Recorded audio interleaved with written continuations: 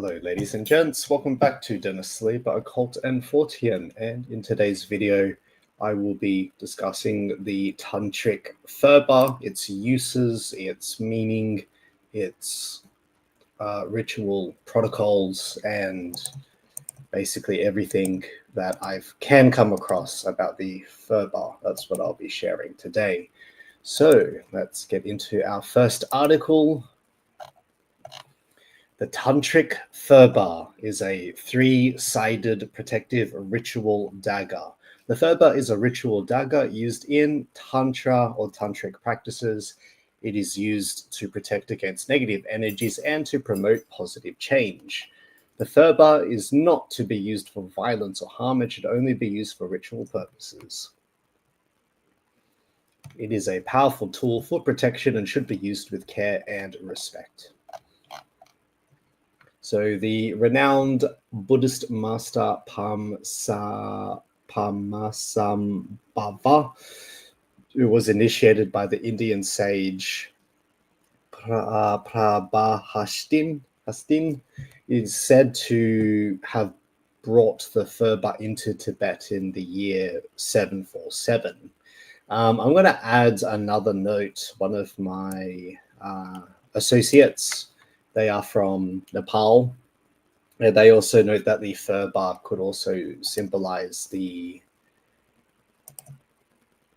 Phurba could also symbolize the arrows of Krishna as part of the Mahabharata. So pretty interesting connection. A Tibetan text was discovered at Dunhuang, China, stating that during the time of the Padmasambhava, the Phurba was first used in his tantric teachings, which are all focused on dagger, Phurba, or Vajrayana. So the description of the Phurba: it is a three-sided peg, usually made from metal or wood. They are sometimes described as daggers with three blades. Phurbas are usually made of metal, but can also be made of wood, bone, and other materials, which has three blades. Each blade represents a different aspect of Buddha's teachings.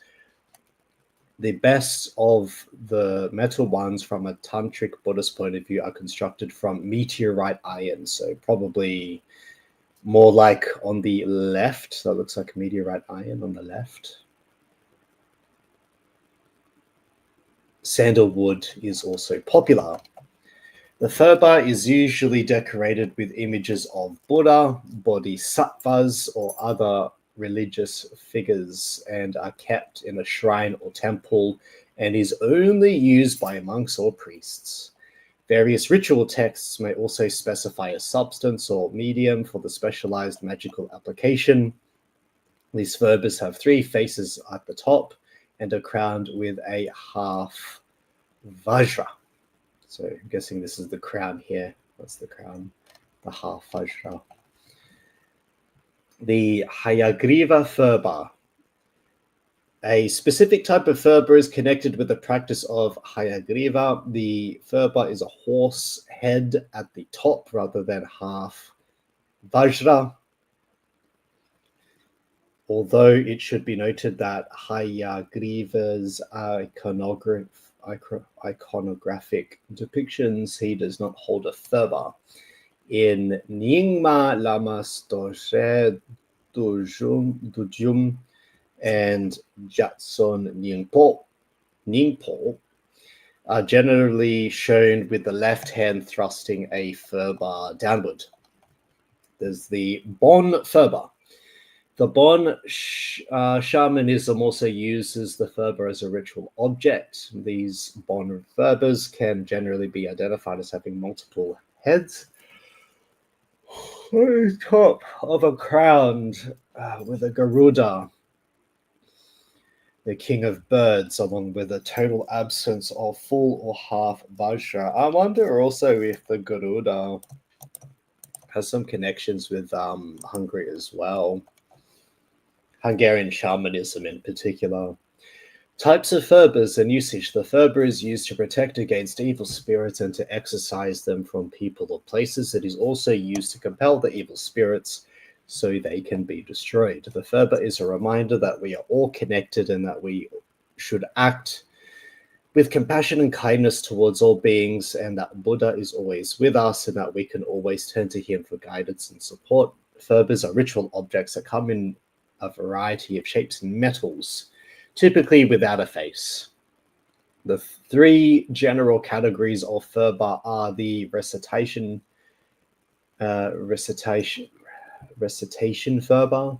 support for Vajrakilaya or Hayagriva practice to be kept on the shrine, and activity Phurba for performing various activities during development stage practice, liberation, offering, feast, or dzok offerings, and protection for carrying around to protect oneself from harmful obstacles. Now notice that obstacles is used rather broadly, and that these are not always directly related to entities. Obstacles could be things like blockages within ourselves, such as our throat chakra, our root chakra, our crown chakra in the head, our heart chakra, our stomach chakra, the other chakras. But they can also be obstacles around the ether, which are connected to other situations such as poverty. It could be blockages with like family, someone's energy is blocking you. So they're not always directly related to entities.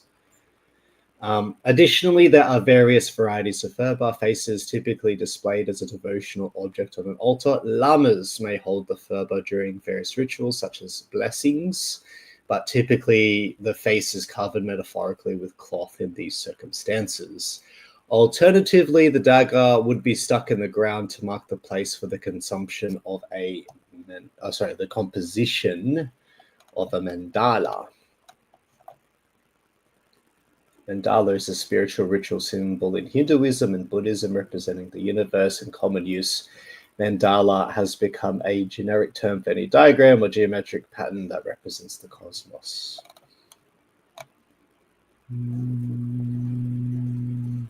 Blessing, obstacles. I was wondering, okay, so there's different terms. Iconographic elements of the Phurba. The blade generally has a triangular form comprising of three sides, all of which are representations of snakes. Naga in Sanskrit, funnily enough, Nagas are the snakes themselves. So Sanskrit is the language, the philosophical language, also used in Hinduism, Sikhism, Buddhism, and Jainism. And Klu in Tibetan, or either their own or entwined in pairs. They have the power to make it rain and are guardians of water, the underground, and treasure. I have a Phurba actually at home that looks very similar to this. The stand is smaller, but it's very similar to this. This looks like a very high-end Phurba to me. And Buddha there is the crown. And this type of Phurba here strikes me as more Tibetan, so that looks more Hindu to me. This looks more Hindu to me, but I could be wrong. That to me looks more Tibetan, and this kind of it's a little bit similar to the Mahakala, which is the big black entity. It's a black entity, and it's a protector. It's a similar role to the Archangel Michael of Christianity, and it basically scares and fights the demons, but it predominantly scares them, and it is a protection entity. The Mahakala is also revered in Hinduism, and it's also revered in Tibetan Buddhism. The triple blades. The blades burst from the jaws of a water dragon, a monster, half crocodile, half elephant, reputed to have originated in the sea. The water dragon is also called the Makara in Sanskrit, or the Chusrin in Tibetan. And again, I don't speak those languages, so my pronunciation is probably not on point. Sometimes the makara is replaced by a geometric figure or by another animal, such as the mythical bird Garuda or the hyung. Maybe that's hyung in Tibetan. I think it's similar to Mongolian. The K and the H is it's like hyung in Tibetan. The mortal enemy of the Naga and protector against illness. That's interesting.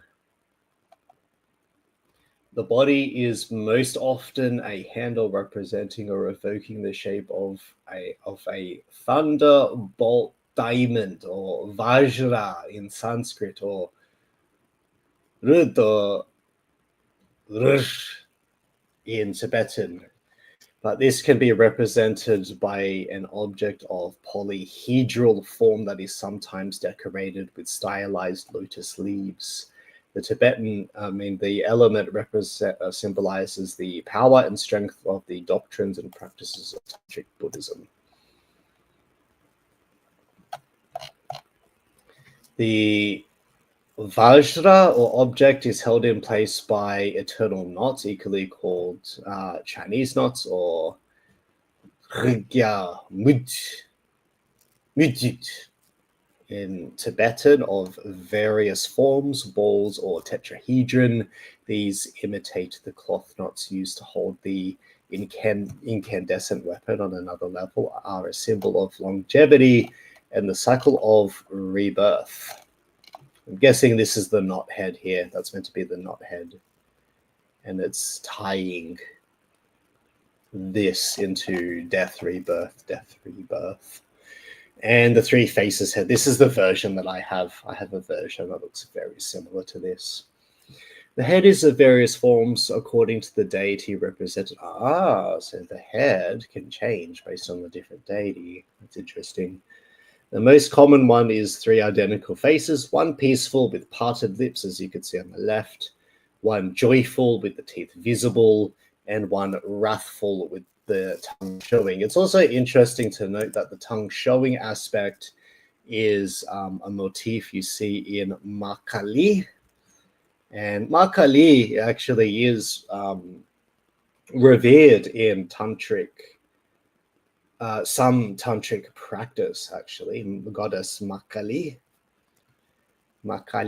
and she herself has the tongue showing because she's like the wrathful face of Parvati. And when she slaughters the demons, she actually cuts off their heads and she eats them. She eats the entire. She doesn't just kill the demon's body; she consumes them. And then she eats their soul being and their astral being. They completely disappear from the cosmos. The three faces symbolize the three bodies of Buddha, or the victory over the three poisons, referring to ignorance, desire, and hate. So the three poisons in Buddhism refer to the root kleshas or of moha, delusion, confusion, raga, greed, sensual attachment, and devsha, aversion or ill will. Ignorance is referring to a fundamental misunderstanding of reality, involving a deep-seated belief in the existence of a solid, independently existing self contrary to teachings. In Dharma traditions, desire is seen as natural yet potentially obstructive. In Hinduism, it is balanced with etherical bonds, dharma. Buddhism views desire or tanha as the root of suffering, urging mindfulness of the noble, and hates is pretty self-explanatory. The faces are generally grouped together under a communal headdress, and the phurba is completed by a knot at the top of the head, a half vajra, or an attribute of the deity represented, or a ring. In certain cases, the three faces replaced by the head of an animal like a bird, a bull, a dog, or a snake. And in general, these are representations of minor deities such as guardians of the Tantric way or the vehicle. The Vajra Kila Tantra. I do have this. I have a small version of this that I wear in my necklace. Well, I wear one of these as protection on a lanyard. I do take it with me to work. If anyone asks about it, I just tell them that it is for religious purposes, which it is, and it is a religious object. The principal deity with the Phurba is Vajrayana in his winged form. The divinity is also called Drul,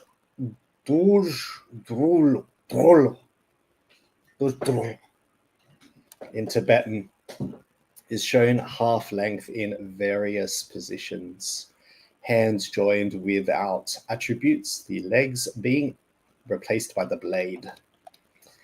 The Vajra Kilaya Tantra is a system of practice perfected and passed down by the defied historical healer Padmasambhava, who is credited with bringing Buddhism to Tibet in the 8th century. Funnily enough, around the time of the Khazarians and the Magyars, around that time, dedicating Samye, or Sami, the country's first Buddhist monastery. Tibetan Buddhist practitioners use this holy text along with the Phurba in the tradition stated by early Vajrayana practitioners, or Nyingmapa, who brought traditions from India to Tibet to ward off demonic impediments to protect the faith. Antique masterpieces. Antique wrathful Heruka. Not to be confused with Haruka, Heruka. This antique Phurba with 3 wrathful Heruka heads represent the power of the instrument in ritual as an embodiment of the blood-drinking deity Vajra Kilaya. Now, Vajra Kilaya is also a bit like Makali in the sense that Makali drinks the blood of the demons that she slaughters and cuts their heads off, and Vajra Kilaya he performs a very similar function to Makali. She's the main one that I know of, but there are wrathful faces of other goddesses too. It's not just Parvati that has the wrathful aspect. The big Phurba was designed with the idea of an effective yet aesthetically impressive ceremonial implement. It was carved from rare and expensive ebony known as Chinese wumu, and was previously inlaid with large earrings and rows of teeth made of ivory. The use of pricey materials suggests that this was an imperial commission. I would not be too surprised by that. Definitely not too surprised by that. And was given to a revered Tibetan teacher as a gift by a royal court. This is a gallery of masterpieces of Phurba and from drivers, museums, and private collections. Oh, wow. That looks like a rare Chinese ebony too. It could be coated in gold. This looks like it could be coated in gold, same as that. Wow. You see, these are very, very high-end. And again, you see the crown, there's the crown, there's the crown, but that's not the crown in this example. That is the deity. I think that's the deity at the top. I've seen this one before. I've seen this one on sale before. Again, a crown, and a crown. A simple guided meditation. The Phurba is not to be used for violence or harm and should only be used for ritual purposes.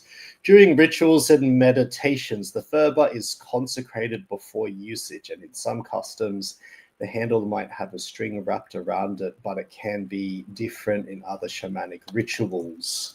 Although the Phurba has a physical appearance, it mostly affects the mind and the spirit with its presence and force. And again, a little bit like the my associate, I'm going to say associate, I don't want to say the name openly. They do follow this channel directly, by the way.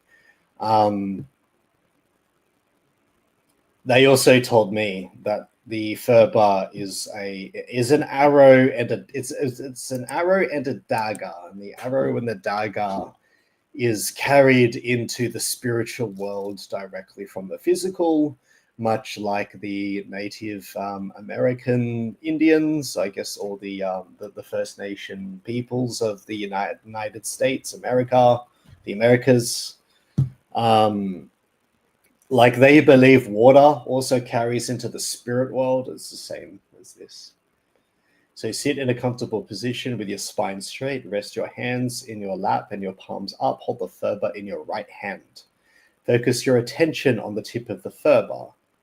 Breathe deeply and evenly. Visualize the Phurba piercing through obstacles. So it's like an enhancing, it's like an outcome enhancing tool. Feel the Phurba's power and energy entering your body. Use the Phurba to metaphorically cut through all negative thoughts and emotions. Release all attachment to the results of your meditation. Surrender to the Phurba and the guidance it provides. So it's a bit like a divination tool as well, I guess. A divination and a meditation tool is a bit of both. Allow the Phurba to take you on a journey of self-discovery. Be open to whatever insights and revelations you receive. Trust the Phurba will lead you to your highest good. Follow your intuition and let the Phurba guide your actions. Be fearless in your pursuit of your most important life goal. Use the Phurba metaphorically to cut through all of your self-imposed limitations. Allow the Phurba to empower you to reach your most. That's a repeat.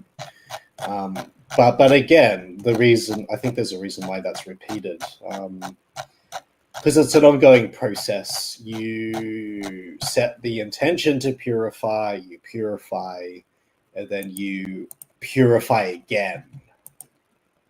And that's why they probably repeat that twice in that particular style of writing. It's not, I don't find that to be a coincidence at all. I think it's rather deliberate.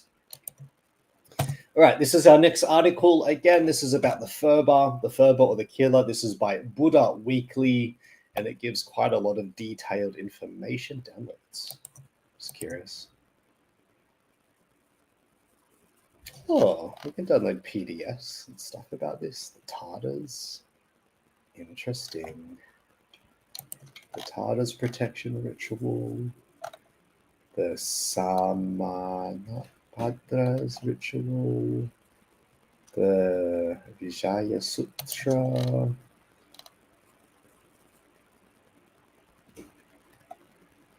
Vajra Buddha practice. Guru, Buddha 7 Kings, the Mother Tatars. That'll be interesting to look at. The 3 supreme deities, the 8 bodhisattvas. Oh, there's so much information here. All right, back to this.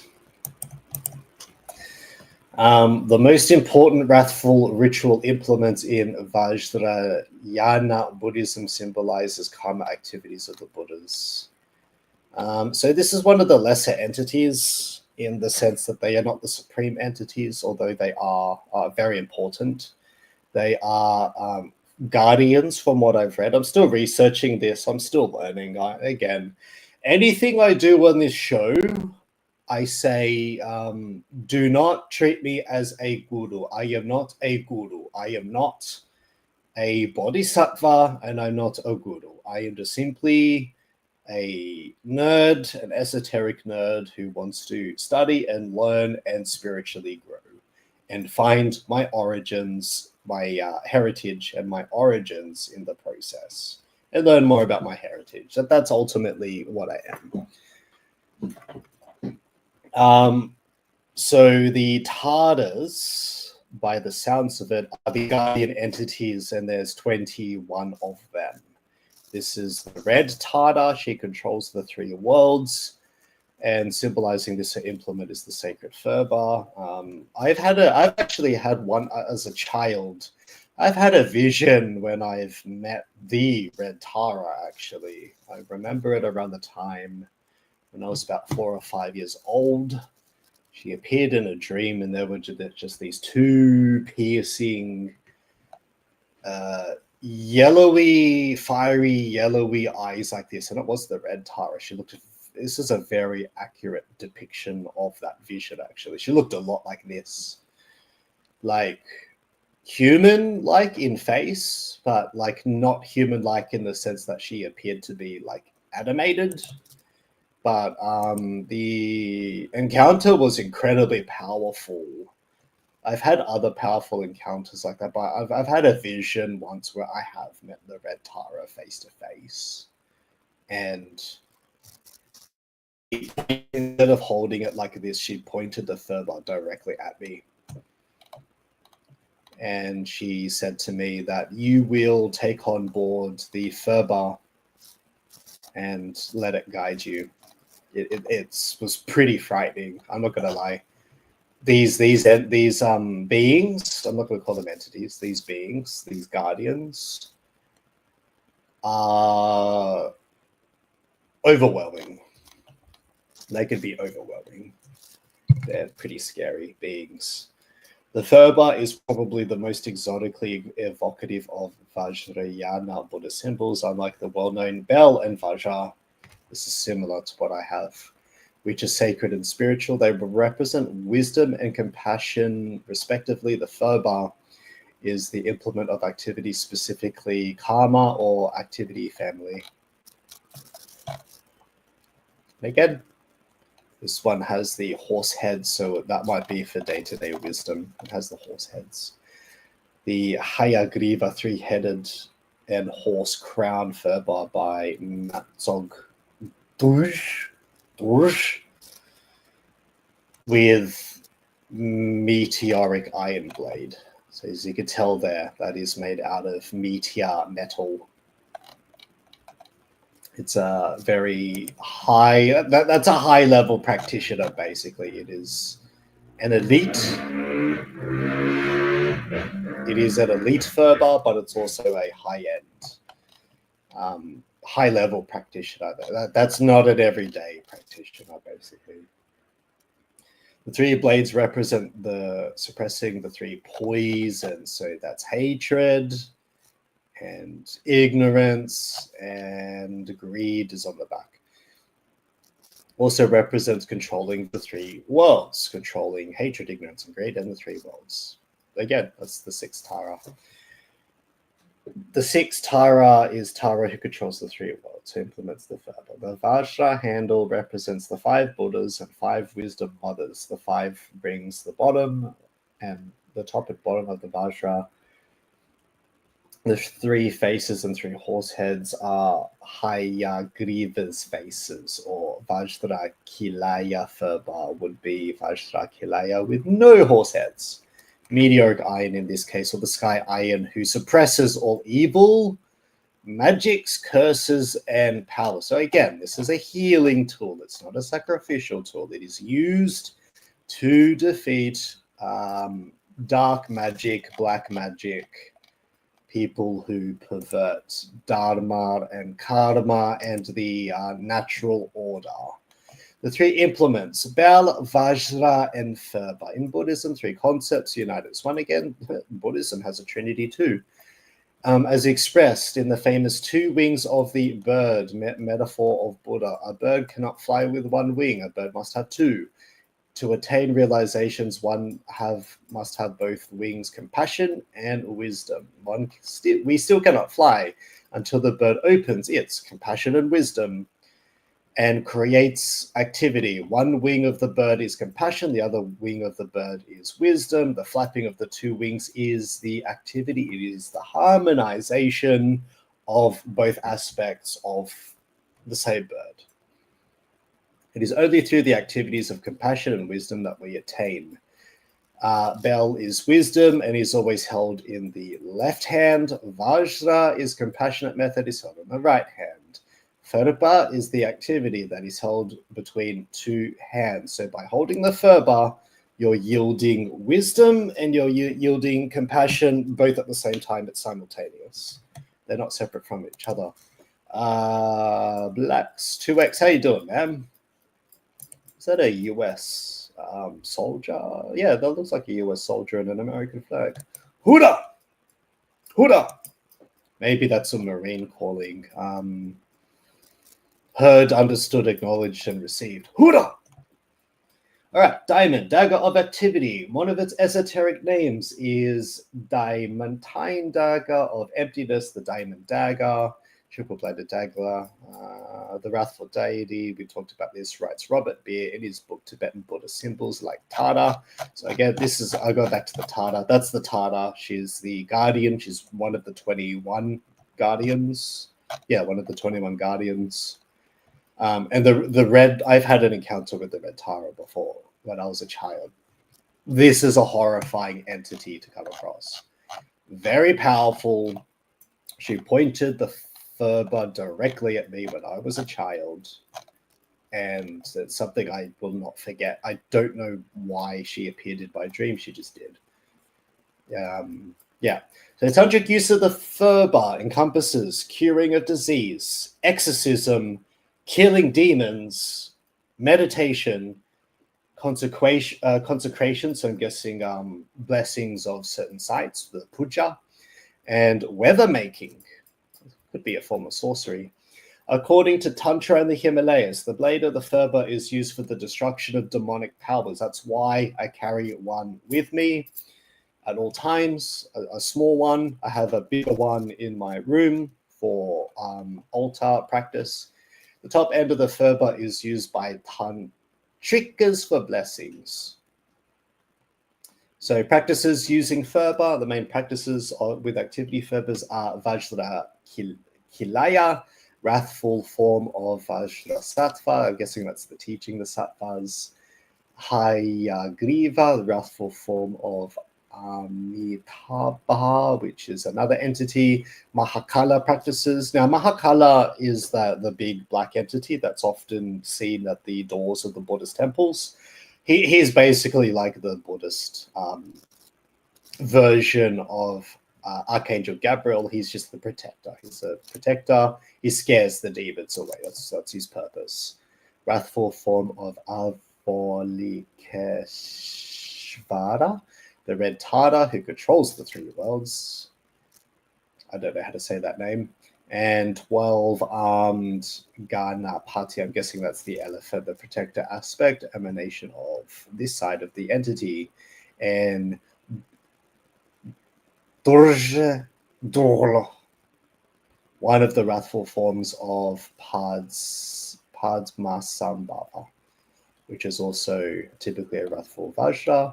And Garuda practices. And again, I suspect the Garuda practices, they're connected to the Hungarians. The Hungarians recognize the Turul, the Tibetans recognize the Garuda, and the Tibetans, the Nepalese also have a bird entity that they revere as well. It's me, Blacks from Smow's channel. How you doing, man? How's things, Blacks? Thanks for coming in the chat, by the way. And again, often my streams, they don't get high views, but I cover pretty esoteric, pretty niche topics here on this channel. Yeah, it's Inky. I'm the same as Inky. Inky, I'm not going to say the rest. It's Inky. I'm the same human being. And this is my legal name too. My legal name is out there. My face is out there. It's in my Turul video. Yeah. Deep reverence for Phurba once a year at covered in cloth, ultimately to protect the okay, so it's a protection mechanism, protect the uninitiated.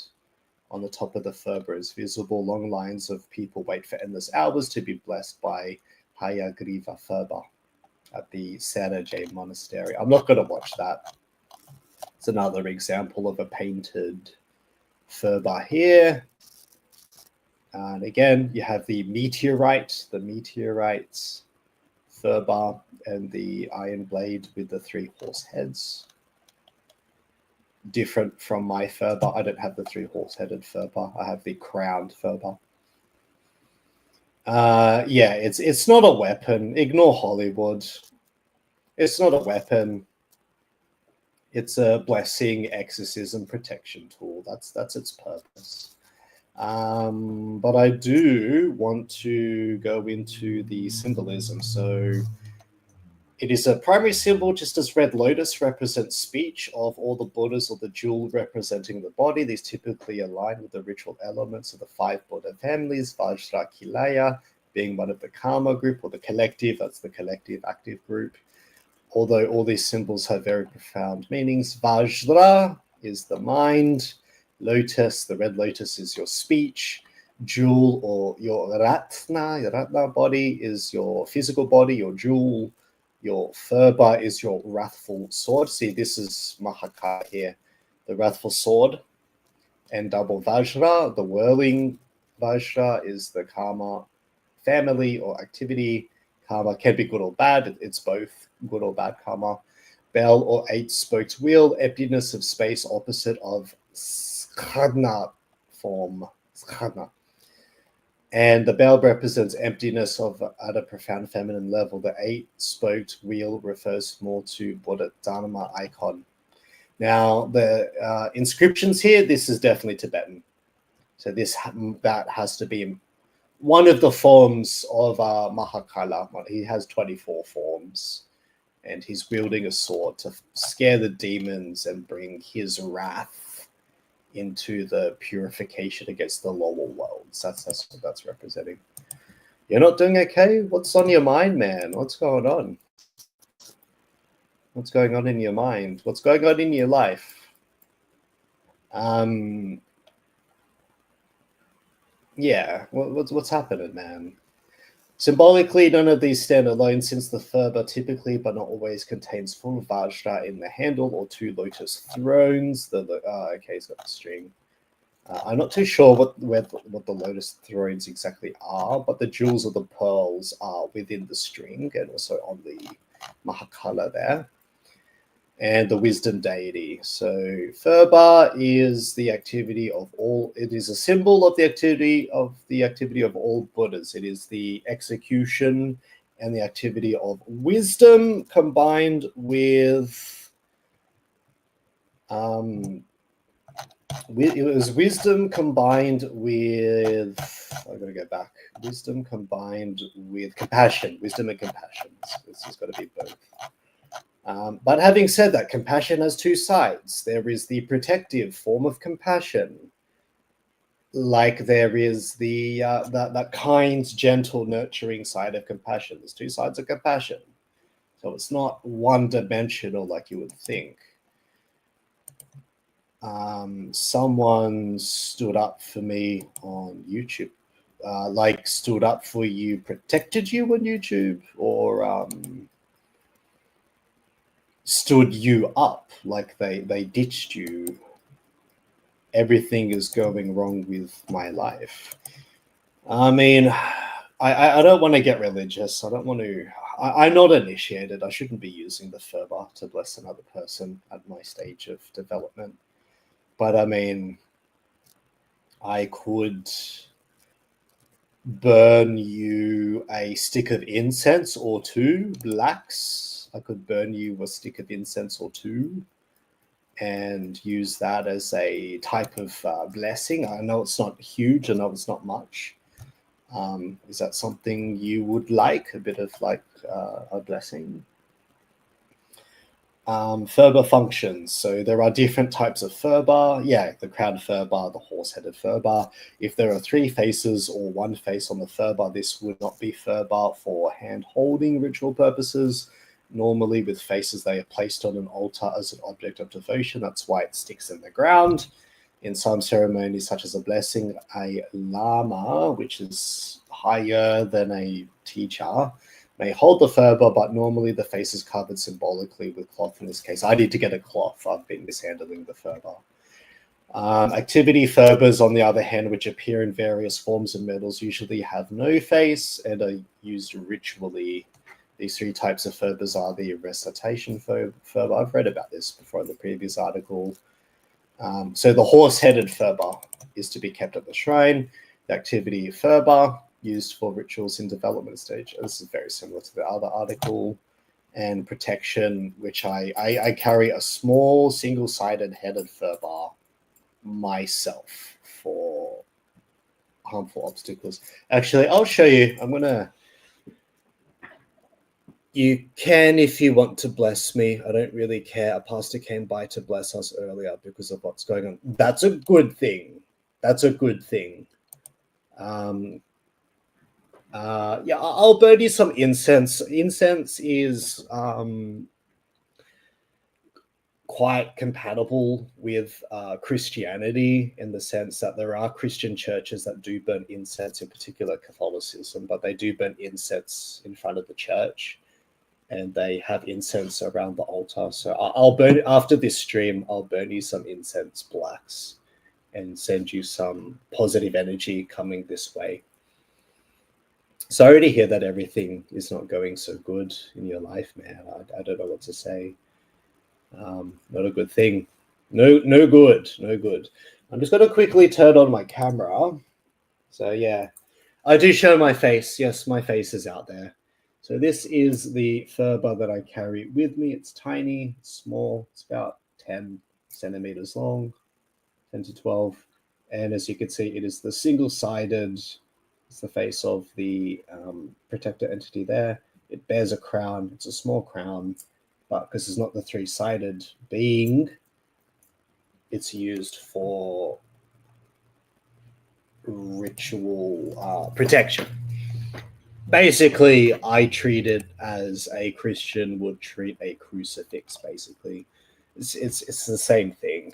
It's just this is more closely aligned to my blood heritage. Not going to do that. It's misrepresented in movies. That's right. And yes, there are new agey crystal Phurbas. Stay away from them.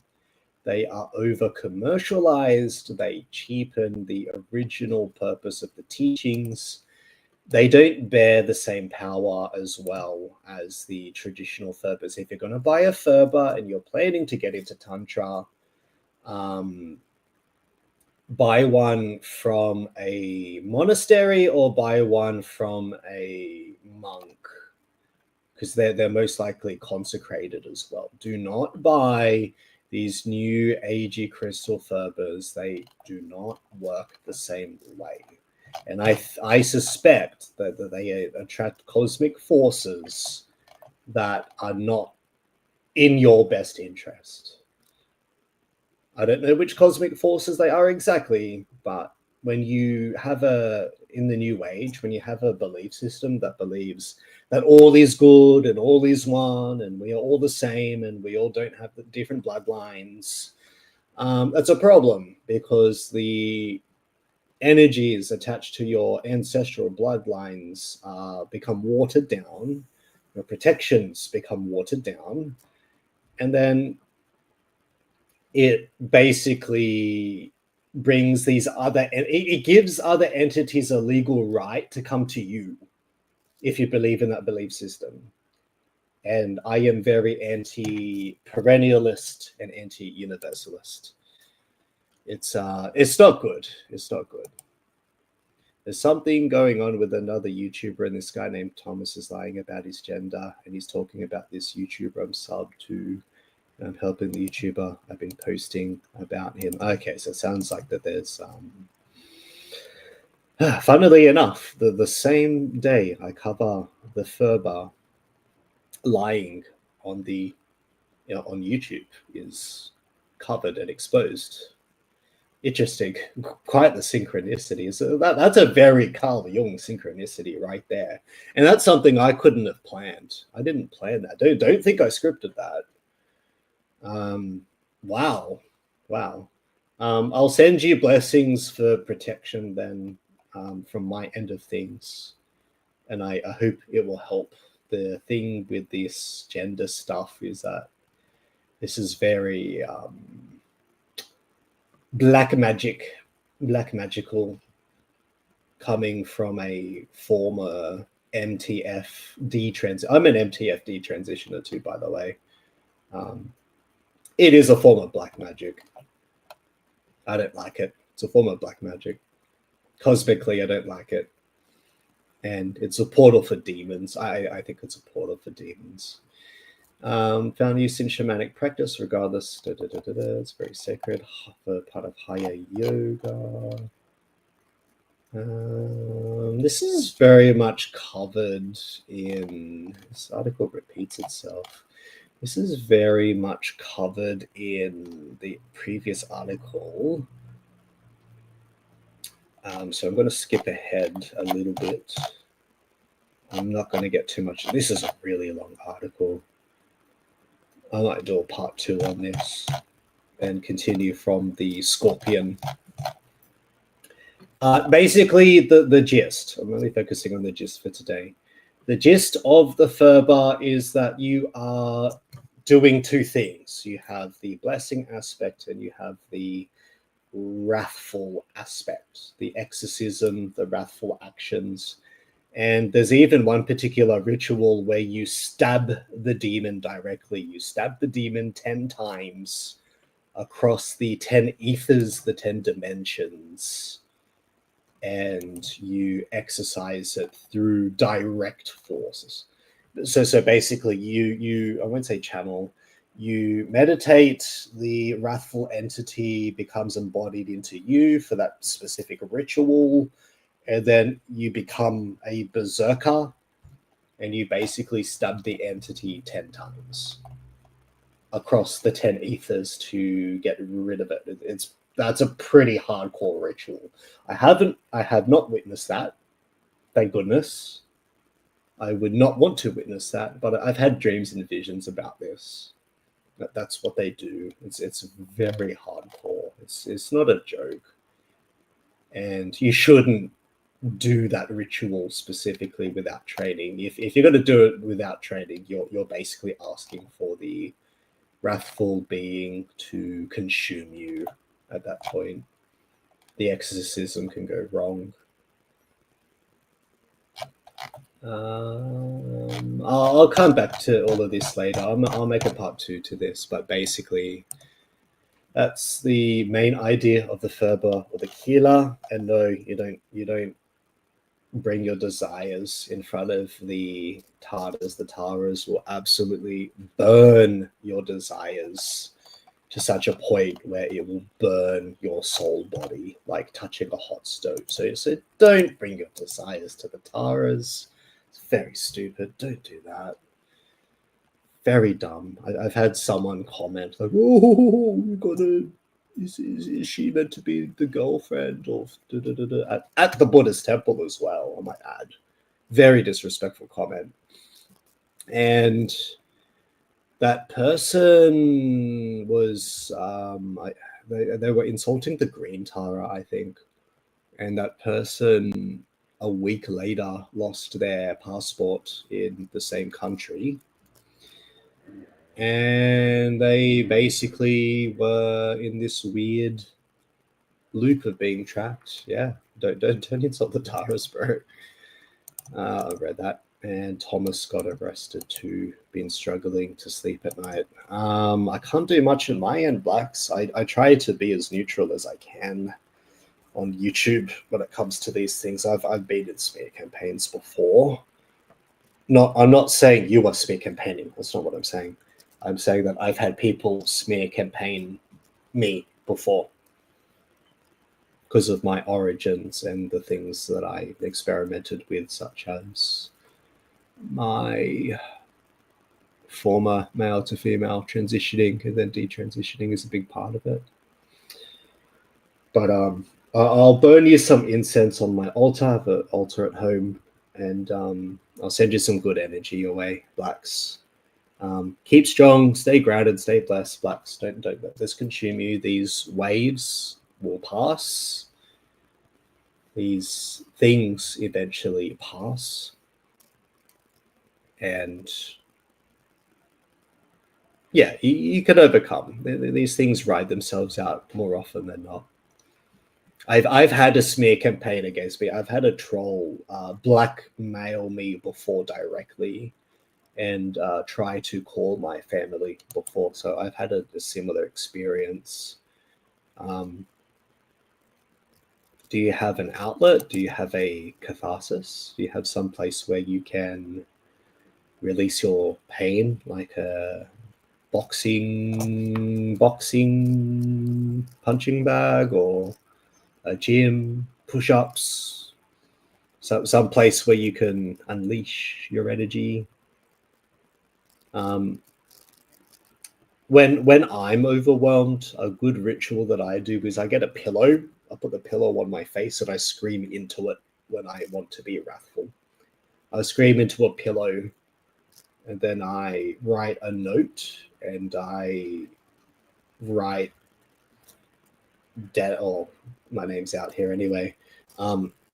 Dennis Saliba is feeling this particular pain, frustration. Dennis Saliba wants to scream and yell and have a mental breakdown. And then I write that on a piece of paper, put it in a bowl, and I burn it with fire. And I release that pain out into the ether. I broke a fence, let my anger out like that. So that helped. Yeah, just be careful, man. Just be careful. Just don't lose yourself too much, is all I can say. So sometimes there are other things out there, not necessarily people, though people can embody that too, that bounce back. They notice you, and it's kind of strange, kind of matrixy. Anyways, I'll end the stream. So stay blessed. Keep your head on a swivel, and just don't listen to and another thing too with New Age, don't listen to false doctrines from the New Age. They are very heavily influenced by the likes of people like Gloria Steinem. And Gloria Steinem was very much on the CIA payroll. And the purpose of the New Age movement from the CIA was to water down alternate belief systems, because they were losing control of the Christian zeitgeist, the Abrahamic zeitgeist. And my suspicion is that the New Age movement was founded to confuse other people and tricking them into believing universalism, perennialism. We are all one, we are all love, we're all light, blah, blah, blah, blah, blah. No, that's not true. We all have different destinies. We are all different human beings. We're all different forms of our ancestors, and our ancestral bloodlines carry with them different spiritual protections, different spiritual capabilities, different spiritual things. I'm very much on this show, in general, in real life, I'm very much a determinist in the Rudolf Steiner sense, that your bloodline, I do like Rudolf Steiner's work, your bloodline, that there is occult significance to the occult significance of blood. It's heavily covered in this work. I do want to cover this at a later date as well, because it all ties into each other. Significance of blood. If you have free time, Rudolf Steiner, The Occult Significance of Blood.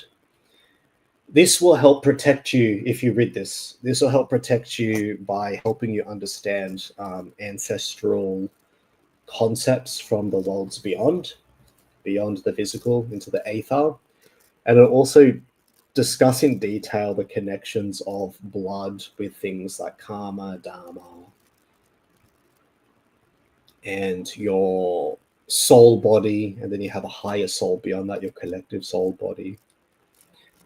And that will help protect you from the New Age movement, because there is a lot of New Age subversion in Buddhism as well. So I'll have to cover that at a later date. You have a Bible, you need to read that. That's fine. Like on my show, like I am a polytheist. Okay, I'm a polytheist, but I am well aware of the Phoenician and the Canaanite gods, and I am very, very, very anti-human and animal sacrifice. I know about Baal, I know about Idana Ishtar, I know about Molech, I know about Shemosh. That's another one that gets mentioned a bit less. I know about the Ammonite gods, and I am anti-human sacrifice, and I'm very much anti-animal sacrifice, even as a pagan. I say this as a pagan too. And there are times when pagans and Christians actually do have common enemies. One big one of which are the Baal, Molech, Idana Ishtar worshippers, Star of Rafam followers. Not a fan of them. I'm not a fan. And yeah, like, again, my heritage is very different from Abrahamism. I am half Lao, half Hungarian. Lao is quite Buddhist, but it's a different school of Buddhism. It's more of it's more Theravada school of Buddhism, but the Hungarian shamanism side of me is more connected to the Vajrayana Buddhism, which is the wrathful entities. But basically, you could say that you could have a similar practice in Christianity, in the sense that you would pray directly for, say, Archangel Michael or Gabriel. Michael, if you want to pray for the angels to come down. If you don't want to pray for the angels to come down, obviously you would go to the Father for direct guidance, because he's the purest source in Christianity. And then you would pray for his wrath to smite your enemies. That would be like a tantric version of Christianity, if you were to be involved in the exorcism aspect of it. That's how I used to relate to Christianity. I wouldn't only pray for blessings. I would pray for the wrath. In my Christian days, I would pray for the wrath of the Father upon my enemies, to basically smite them and judge them when I was crossed and I was wronged. So I guess at heart, I always had Tantra in me somehow, but maybe that's a blood memory. Maybe it's just a genetic memory from my father. But you stay true to you, Blacks. Like, I'm not telling you what to believe. I'm just saying that these other belief systems exist. I cover many topics on this show, predominantly Hungry and Laos at the moment, but I do want to cover things like the dangers of Ouija boards and yeah, please don't use Ouija boards. Don't use Ouija boards. All right, I'm ranting. I'm rambling. We'll make a part 2 about the Phurba on this channel, but part 1 basically covers the uses and the purposes and what the Phurba is, and then part 2 is going to cover the entities behind them. And yeah, I hit myself with a hammer before. I didn't mean to, though. Was it an accident, Blacks? Was this an accident? Sounds like someone could be trying to hypnotize you from afar. Just stay prayed up. Look, if you want to be a Christian on my show, that's cool. You can be a Christian on my show, whatever. I'm not here to judge. It sounds like someone is trying to... They're not cursing you. It's not a curse. It sounds like someone is trying to cause confusion and hypnotism against you from afar. And this sounds like the work of more than one individual, actually. This sounds like a collective group. I sound like a shill. That's the energy that I get when I hear you type that or see you type that. It's not one person. There's a group of people behind it.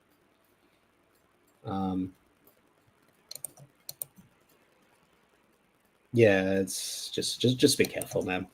All right, I'm gonna go. So Humanis Invictus, the human spirit is not conquered, you will prevail. And whichever belief systems you follow, do stay true to them. I'm not here to convert you. I'm just here to cover stories and articles and different things and explain what those symbols are, what those symbols really mean, where they actually come from, and not to be afraid of certain things. There are certain things to be afraid of, and there are certain things not to be afraid of. Vajrayana Buddhism is quite similar to function as Ma Kali in Hinduism, she's the goddess that kills the demons, and quite similar as well to aspects of Gabriel and Michael from Christianity too. So they share very similar functions, is the purpose of the stream. All right, that's it, everyone. Be well, take care. Humanis Invictus.